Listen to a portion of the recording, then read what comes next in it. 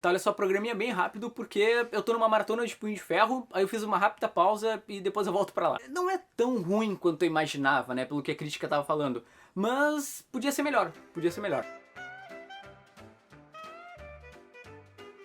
Como tu já deve estar sabendo, o plano desse programinha é comentar as últimas coisas que eu li.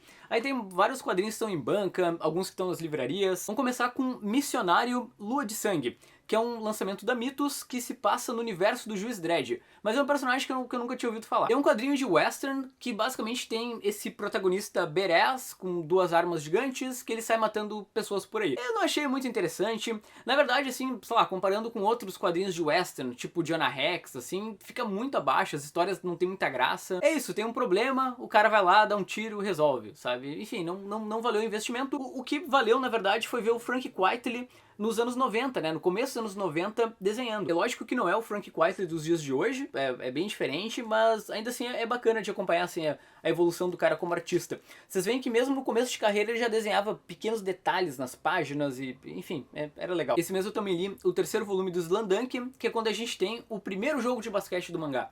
Sim, continua aquele clima divertido e o bacana é que esse jogo de basquete, ele foi criado a toda uma expectativa pelo Takehiko Inui. Ele vai apresentando os adversários do time da escola, mostrando quem são os melhores.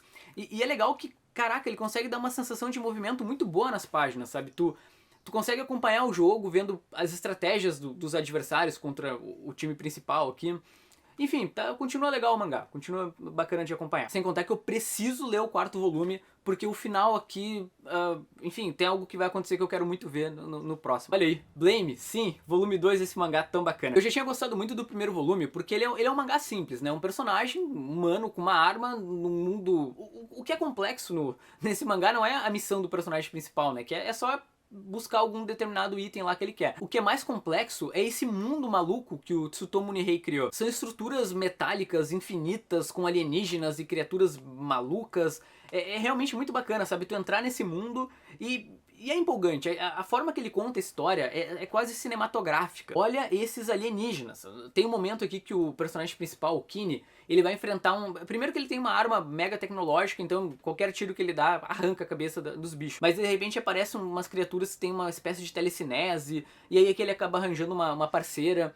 No caso, nesse volume 2, tu já tem mais ou menos uma noção do que é o objetivo do Kini, né? Olha que demais a tecnologia, né? Lembra um pouco Ghost in the Shell, né? Um pouco de Matrix. É realmente muito bacana. Foi o melhor mangá que eu li esse mês. Agora eu tô realmente empolgado pra ler o resto. Agora tem um problema. Esse mês eu li o Nijigahara Holograph, que é um mangá do Inu Asano, que quando o meu amigo Gabriel Saul me indicou, ele falou assim: Vini, lê esse mangá, mas tu vai ter que, na verdade, fazer 3 leituras pra entender a trama. E realmente, tipo, cara, é um desafio tu entender isso aqui. É um grande quebra-cabeças com vários personagens, cada um com uma motivação. E é impressionante quanto tu te apega a eles, sabe? Tu começa a entender como a mente deles funciona. É muito bacana, assim, ele tem um pouco de sobrenatural, mas ele ao mesmo tempo é uma história pé no chão. É difícil de explicar, porque eu não posso falar nada. Como ele é um quebra-cabeça, se eu falar a sinopse, eu já estraguei a leitura. O que eu posso dizer é que eu e a Carol nos sentamos pra ler os últimos 2 capítulos, ou 3, e a gente ia discutindo. Eu acho que a gente ficou quase 1 hora, né, Carol? Debatendo e tentando entender exatamente tudo o que aconteceu. Enfim, eu acho que é uma experiência que vale a pena tu passar, sabe? Ele é um mangá muito... Embora já seja um desafio tu entender a trama, tu entender isso não é o todo do mangá. Porque tu ainda tem muita interpretação, muitas nuances, coisas que o autor não explica. É realmente muito legal, sabe? Eu gostei muito da experiência, por mais confuso que tenha sido a leitura. Mulher Maravilha Terra 1. Como tu já deve estar sabendo, né? Essa série faz parte dessa série de graphic novels da DC, que se passa nesse universo alternativo, e é um quadrinho escrito pelo Grant Morrison e desenhado pelo Yannick Paquette. Que eu vou te falar que não parece um quadrinho do Grant Morrison. Só se eu não entendi, porque ele não tem nada de muito complexo, sabe? É uma história aparentemente simples de origem da Mulher Maravilha, que eu vou te falar que nem parece tão distante do que é a origem do Jorge Pérez, por exemplo, sabe? Que é a origem clássica. Eu sou muito fã da arte do Yannick, porque ele faz umas diagramações muito loucas. Olha só, ele por exemplo, pra dividir os quadros aqui, ele usa o laço da verdade da Mulher Maravilha, que é uma brincadeira que ele já fazia lá no Monstro do Pântano, por exemplo, né? Colocando as árvores, as folhas. E eu também curti muito os designs dele, né? Eles usam o jato da Mulher Maravilha aqui de um jeito muito bacana, sabe? Toda a tecnologia de Temícera é realmente muito legal, sabe? Não sei se dá pra ver aí, tem tem essas naves, tipo umas motos voadoras que as Amazonas usam. Não é o gibi que eu esperava, sabe? Como eu falei, ele é uma história simples de origem da Mulher Maravilha. Não tem muito o que dizer. Só uma coisa que eu achei engraçada é que ele não tem ação, sabe? Ele praticamente não tem, eu acho. Se tiver meia página de luta é muito, sabe? Eu acho que, pelo menos a minha tese é que o Morrison quis escrever um gibi feminista, né? Valorizando o mundo feminino e querendo dizer algo como, as mulheres não precisam lutar para, sei lá, resolver seus problemas. Não sei se foi a intenção dele. Mas tem momentos aqui que eu acho muito engraçado. Pequeno spoiler, tá? Spoiler leve que eu acho que não influencia muito a leitura.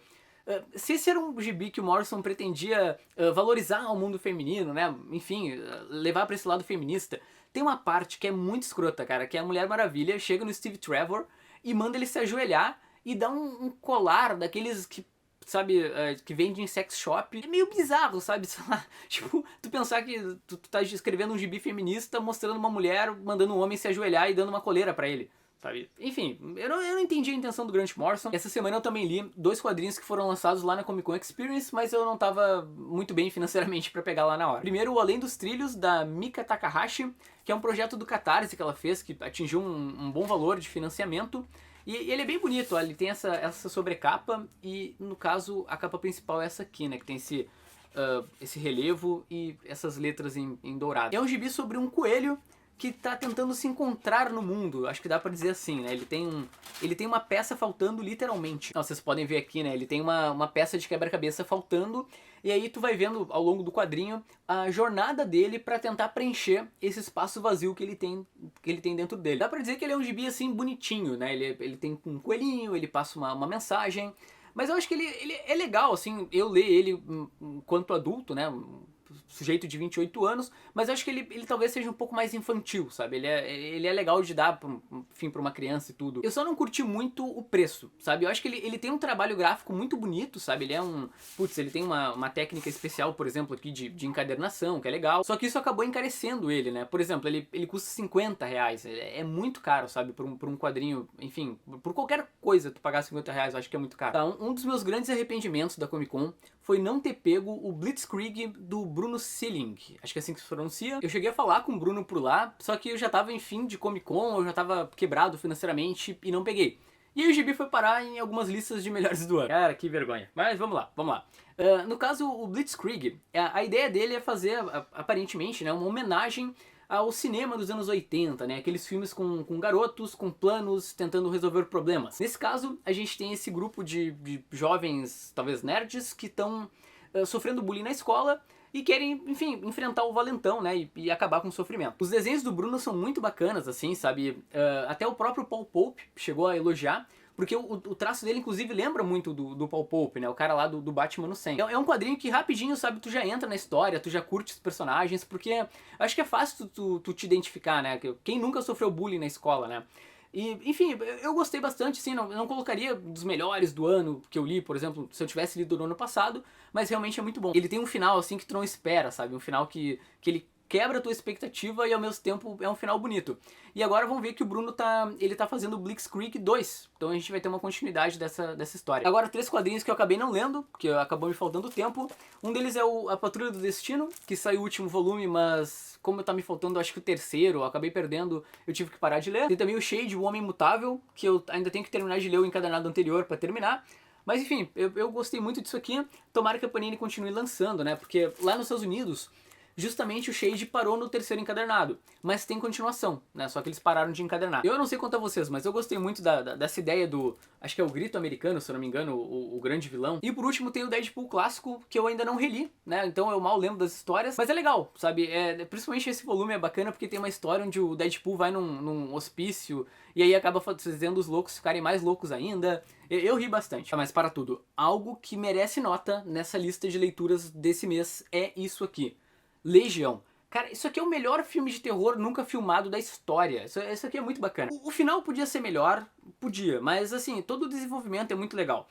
Legião é uma história que envolve jovens, sacrifícios, rituais, simbolismos. Olha o tipo de apocalipse idealizado pelo Salvador Sanz. Cara, é demais, assim, as criaturas que ele cria. Tem, sabe, uns bichos lá que colecionam cabeças, é uma sangueira. Tem uma cena que é muito cinematográfica, assim, são criaturas do apocalipse caçando uns caras dentro de um carro. Putz, é muito bom mesmo. Enfim, se tu tiver como, procura ler o Legião. Eu ainda, na verdade, quero ir atrás de outros trabalhos desse autor. Se eu não me engano, ele é argentino. E ele tem outros quadrinhos com essa pegada de horror, né? Então eu pretendo ler muito mais. Vamos falar de Star Wars. Esse mês eu li o Darth Maul, Sentença de Morte, que era um gibizinho que eu não esperava muita coisa. O último quadrinho do Darth Maul que eu li, eu não gostei muito dessa coleção da Panini. Mas, cara, isso aqui é muito legal. Putz, como eu me diverti. Na história a gente tem um empresário que tá oprimindo a população de um planeta. Basicamente, pelo que eu lembre, ele vai fazer todo mundo morrer queimado no fim das contas. É isso que vai acontecer. Aí o Darth Maul acaba sendo escalado pra ir lá caçar esse cara, ao mesmo tempo que também um grupo de Jedi vai lá pra esse planeta com o mesmo objetivo. E aí os três grupos acabam se encontrando, o Darth Maul faz uma revolução no planeta. É muito bom. Essa semana eu também li o Thanos, Revelação Infinita, que faz parte dessa linha de graphic novels da Marvel, né? O Original Graphic Novel, que é um selo que, na verdade, só me traz decepção, porque teve aquela Vingadores Guerra Sem Fim, que foi muito ruim, teve aquela do Homem-Aranha, que eu acabei não gostando muito. A melhorzinha dessas graphic novels foi uma dos Vingadores, e ainda assim nem é nada tão fenomenal. Enfim, e a gente tem esse quadrinho do Thanos, que eu fui pesquisar algumas críticas nos Estados Unidos e parece que ninguém ligou muito pra ele, sabe? Ninguém falou muito dele. Ele seria o começo de uma nova trilogia do infinito, escrita pelo Jim Starlin, que é o cara lá que criou o Thanos, criou a saga de Thanos, criou o próprio Desafio Infinito lá, né, a história clássica lá da Manopla do Infinito. É legal, assim, eu acho que ele é um quadrinho ok, assim, dentro do que eu esperava. Parece uma HQ escrita nos anos 70 que tá sendo publicada hoje, sabe? Na trama a gente tem o Thanos ingressando numa jornada misteriosa, né? Ele vai atrás de uma grande revelação do universo que pode mudar tudo. Eu gosto muito que o Jim Starlin, ele pega esses conceitos de existência, realidades, vida, que a princípio é uma coisa muito filosófica, né? E aí ele cria toda uma expectativa a partir do que vai se revelar nesse meio tempo, caraca, sabe? Parece que ele vai mudar a tua própria vida quando tu vai ler o gibi. E no fim ele transforma em algo muito mais simples e